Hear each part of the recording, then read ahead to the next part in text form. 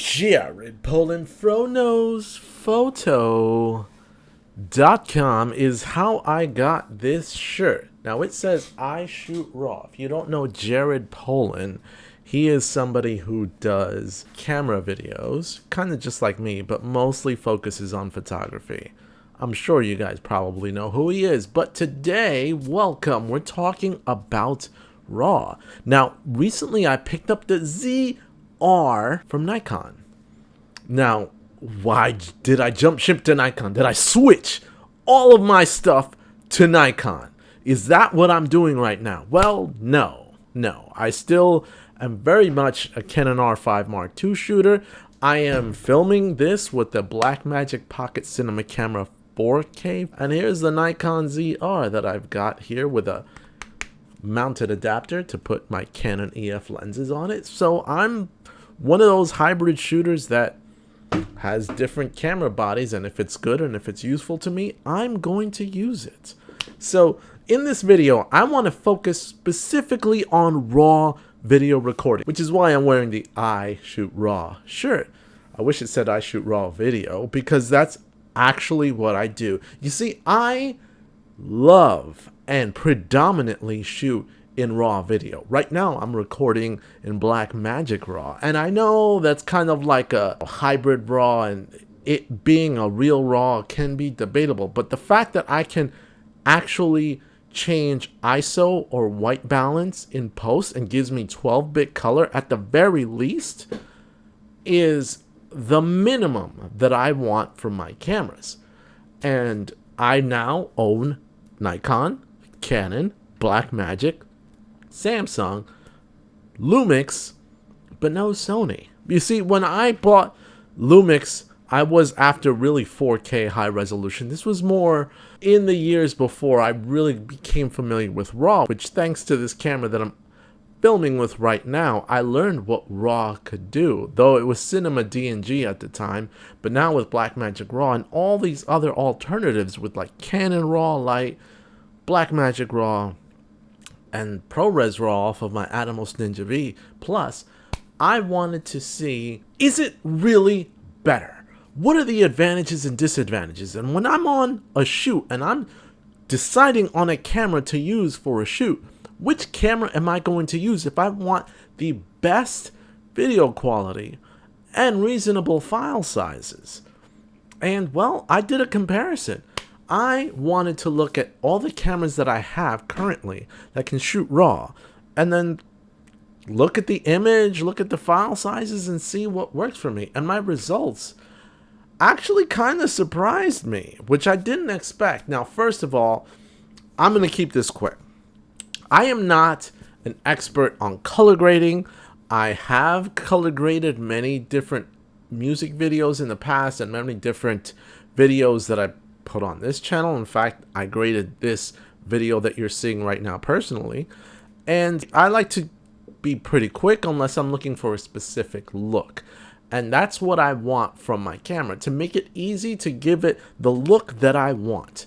So here in this video, we're going to test Red RAW versus Blackmagic RAW versus Canon RAW versus Nikon or NRAW versus ProRes RAW. Now, what made this video comparison easy is that the Nikon ZR can actually shoot ProRes RAW, NRAW, and compare it to Canon RAW and Blackmagic RAW and see which one I like personally. Like I said, not scientific.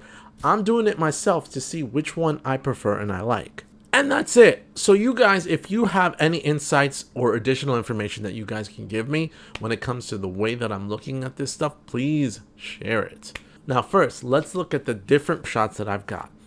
Now each of these shots, I just looked at it and I'm like, which one do I prefer the most? Now, yes, they are graded. Now these graded shots are just me putting a LUT on them to just bring them into Rec 709 and then doing a few contrast and saturation tweaks to get it to a point where I enjoyed it. Here is what I felt. First, let's start with ProRes RAW.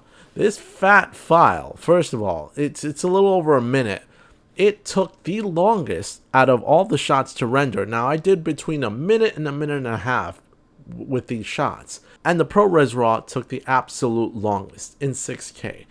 And unfortunately, off of Adobe Premiere, you can't adjust white balance. So I had to use Lumetri Color to try to shift it a little bit cooler because it was very warm in the original shot. Then we're moving on to Red RAW. Now Red RAW, I was able to tweak it a little bit, use the standard LUT to Rec 709, adjust contrast and saturation, and I honestly think it looks respectable.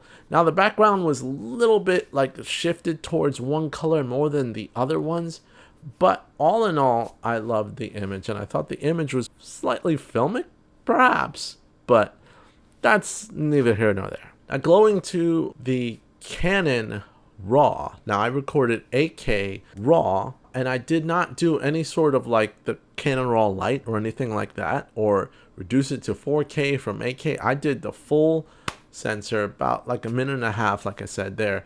And I think the colors look decent and the image itself looks pretty decent. However, from my perspective, without doing further tweaks, which would actually warrant further tweaks, I think the shots look kind of like just video, right? There's nothing really like creamy to the footage. It's very difficult to describe, but it's almost like a creamy look. And then finally, Blackmagic Pocket Cinema Camera 4K, a camera that is almost 10 years old, records 4K up to 60 frames a second in RAW. The image honestly looks pretty incredible. I love the way the image feels. It's not downsampled from any higher resolution, so you're not going to get the detail. And it's cropped in a little bit because it's a 4/3 sensor. It's not a full frame sensor like the other cameras that I'm comparing it to, which is okay. And because I got a speed booster, the crop isn't exactly like 2 times. It's like 1.2 times, near full frame recording, but it's still cropped in a little bit more than the others. However, the image itself looks incredible. Now, there are caveats with this, of course, format, because no continuous autofocus, but I do have it in the Blackmagic Cinema Camera 6K full frame, which is a comparable image.